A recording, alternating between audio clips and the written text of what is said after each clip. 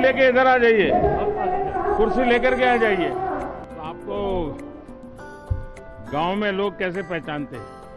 कैसे है? इसी तरह सबको मालूम है घूमती फिरती बैंक है? कैसे सम्मान मिलता है, मतलब क्या होता है? एक बताइए। लोग श्रीरामपुर ब्लॉक से है और हमारा गांव 8 किलोमीटर दूर है वहाँ से। और जब वहाँ पर बुजुर्ग जो ज़ईफ लोग हैं तो उनसे चला नहीं जाता, तो फिर हम उन्हीं के घर जाके पैसे निकाल के आते हैं और उनको दुआएं देते हैं। तो हम ये कहते हैं, मैंने कहा हमें मत दो, हमारे प्रधानमंत्री जी को दो, जिन्होंने हमें। और किसका क्या अनुभव है? हाँ बताइए। बहुत ही मान और सम्मान मिला है। NRLM से जुड़ने के बाद हम इस पद पे कार्य कर रहे हैं, जिससे गांव में हमें बैंक दीदी के नाम से सम्मानित किया जाता है। अब कोई भी दीदी बैंक में जाने के लिए परेशान नहीं होती, सारे काम हम उनके गांव में ही निपटा देते हैं। आप लोगों को मिलने जाते हैं कि लोग आपको ढूंढते हैं? कैसे करते हैं? जब जाते हैं पहले क्या करते हैं, कैसे बात करते हैं, मुझे समझाइए। जैसे मैं हूँ और मुझे आप लोग सेवा दे रहे हैं तो कैसे करेंगे? क्या परेशानी है, कैश निकलवाना है या जमा कराना है, फिर वो अपने बताते हैं। फिर उनसे उनका आधार कार्ड लेते हैं, आधार कार्ड से निकलवाना है तो आधार कार्ड डालते हैं, बैंक का नाम लेके, और फिर उससे पूछते हैं कस्टमर से कितना अमाउंट निकलवाना है। फिर फिंगरप्रिंट्स लगा के उनको निकलवा के और उनको अमाउंट बता देते हैं कि इतना आपका अमाउंट बच जाए। अच्छा, उनको नोट अगर गिनना नहीं आता है तो कैसे मैं एक एक नोट उन्हें गिनवा के देती हूँ, बता के एक एक नोट चीज जानकारी देती हूँ। किसी सबसे वृद्ध व्यक्ति को जिसने सबसे ज्यादा मदद की, ऐसा कौन है आप में से? एकदम आखिर में बताइए। ताई जी, आपको अम्मा जी बुला रही हूँ, उनके पास जाके बताओ आपको क्या प्रॉब्लम है। बोलती कि बेटा हम बैंक जाने में असमर्थ है, आप हमारा काम घर पर कर दीजिए। तो मैं अपना सारा बायोडाटा लेके उनके पास जाती हूँ, फिर उनको पैसा निकाल कर देती हूँ, फिर पूछती हूँ अम्मा और भी कोई दिक्कत हो तो मुझे बताना, मैं आपके साथ। तो लोगों को भरोसा है कि आपको पैसा दिया मतलब बैंक में गया। अच्छा, गांव में तो महिलाओं को अपनी साड़ी के ऊपर पैसा बांधने की आदत है, या तो फिर अपने किचन में अनाज जो है उसी में पैसे डालते रखते हैं। अब उनको क्या लगता है? सर वो जमा करते हैं, जमा करते हैं। और सर हमारे यहाँ एक बुजुर्ग ऐसे हैं जो बोलते थे कि हम बैंक जाते हैं तो सिर्फ झगड़ा होता है। मैंने पूछा कि बाबा आपका झगड़ा होता क्यों है, तो उन्होंने कहा कि मेरा झगड़ा इसलिए हो जाता है कि हम बैंक में कहते हैं मेरा कैश जमा कर दो, तो बोलते तुम्हारा खाता ही बंद हो जाता है। तो हमने कहा कि आप अपना खाता नंबर दीजिए, आधार आपका हम लगाएंगे, आपका अकाउंट हम चालू कराएंगे, और आज से आपको बैंक जाने की जरूरत नहीं पड़ेगी। अब सर उनका जो है अगर धान बेचे या गेहूं, वो बनिया के पास हमेशा रहता था, लेकिन सर आज वो मुझे 50,000 ला के देते हैं, बोलते बेटा ये लो तुम बांटो, और हमारा जो सर हमारे ओडी में चला जाता है और हम क्या करते हैं ओडी से ले जाकर के उनके खाते में ट्रांसफर कर देते हैं। सर एक मेरी तो बचत हो गई कि बैंक कम जाना पड़ा। 50,000 रुपये आप लेकर के जाती है, आपको हिम्मत डर सर जी सर मैं 50,000 नहीं, मेरा डेली का ट्रांजेक्शन सर इस टाइम 2.5 से 3 लाख है। मेरे पास एनी टाइम 1,00,000 1.5 लाख अमाउंट मैं रखती हूँ। आपका? सर नीतू मौर्य, मैं D ब्लॉक से हूँ। तो बैंक वाले भी खुश होते होंगे कि उनका कारोबार आप कर रहे हैं? सर मेरे गांव से करीब क्या नाम है, बैंक 5-6 किलोमीटर दूर पड़ता है, इसलिए काफी लोगों को जाने में दिक्कत होती है सर। तो हमने जब बैंक की उनको सुविधाएं दी तो वो लोग हम लोग से बहुत खुश हुए और काफी हमको आशीर्वाद भी दिया कि उनको जाने में बहुत दिक्कत हो रही थी, इसलिए सर। और सर जब हमने ट्रेनिंग लिया था तो हमारे घर वालों ने बहुत सपोर्ट किया, और ये मेरा बच्चा उस टाइम जब हमने ट्रेनिंग लिया तो ये 9वां महीना चल रहा था प्रेगनेंसी का। सर हमने 3 मार्च से अपना वो ट्रेनिंग चालू किया, 8 को मेरा पेपर हुआ, 9 को हम घर पे आए, उसके बाद में 11 तारीख को मेरा बेबी हुआ। फिर हमने अप्रैल से ज्वाइन किया इसको, फिर हमने 1 करोड़ का लगभग ट्रांजैक्शन किया है, उसमें हमको 24,000 का कमीशन अर्जित किया गया। अच्छा, बैंक सखी बनने से पहले क्या करते थे आप? खाना पकाते थे।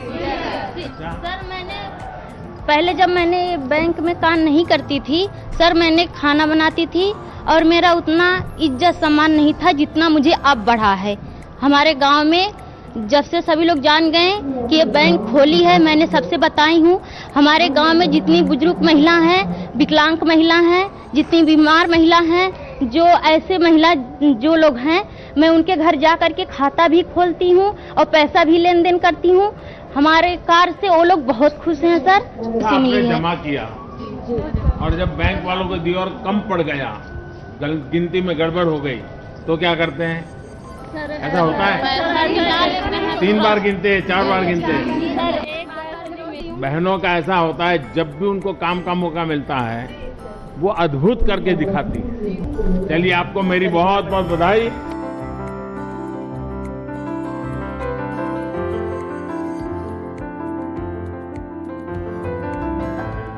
प्रधानमंत्री जी को हमारा नमस्कार सभी बहनों की तरफ से। थोड़े इधर को आ जा सकते हैं आप और पास में ले लीजिए, और पास में ले लीजिए। हाँ, हाँ, बताइए अपना अनुभव। सर, माननीय प्रधानमंत्री जी को और मुख्यमंत्री जी को मेरा नमस्कार। मैं उन्नाव बीघापुर से हूँ, THR प्लांट में। मेरा नाम अन्ना देवी है, मैं कोषाध्यक्ष हूँ। कितने समय से कर रही हैं आप? सर, ये हमारा अप्रैल में शुरू, अप्रैल 2021 से। जी सर। तो ये कोरोना काल में तकलीफ नहीं आई कोई? सर नहीं, कोई तकलीफ नहीं। हाँ। सर करते हैं। हम लोग घर में रहते थे, कभी ये सपने में भी नहीं सोचा था कि हम इतनी दूर और बच्चों का ऐसा काम कर पाएंगे। और सरकार की योजना थी कि हम लोग उससे हमारे पास हम लोग तक आई और हम लोग उसका जुड़कर एक यूनिट स्थापित हुआ, जिसमें हम 20 दीदी काम करते हैं और 20 दीदियों की आजीविका भी चल रही है और बाहर भी निकलने लगे हैं।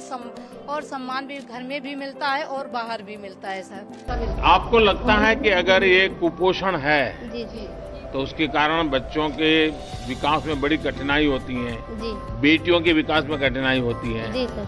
तो अब आपको इसका ज्ञान हुआ है कि भाई कुपोषण नहीं होना चाहिए? जी हाँ? जी सर। तो औरों को समझाते हैं क्या? जी सर बताते हैं। नहीं, जो 12, 13, 14 साल की बेटियां हैं उनको समझाते हैं क्या? जी सर। हैं? वो बेटियां तंदुरुस्त होनी चाहिए। जी सर।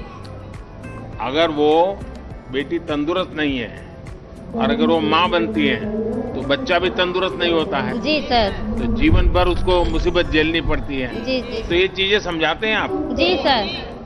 लोग सीखने का प्रयास करते हैं आपसे, समझने का प्रयास जी करते सर, हैं। सीखने का प्रयास करते हैं सर। हाँ।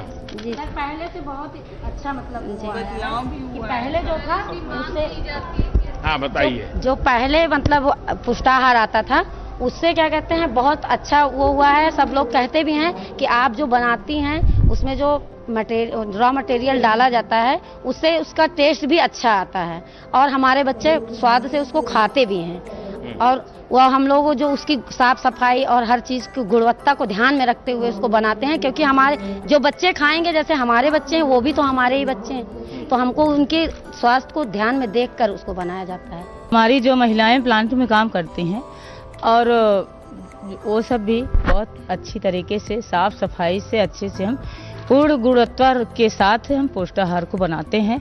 और आंगनबाड़ी केंद्रों में हम आजीविका एक्सप्रेस के से हम महिलाएं स्वयं आंगनबाड़ी केंद्रों में बांटते हैं। कितने घंटे काम करना पड़ता है?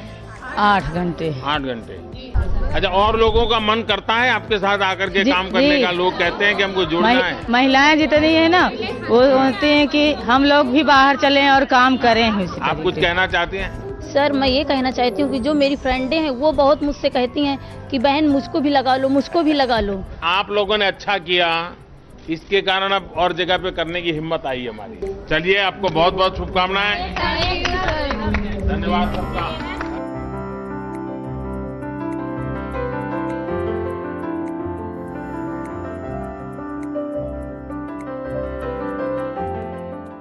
नमस्ते।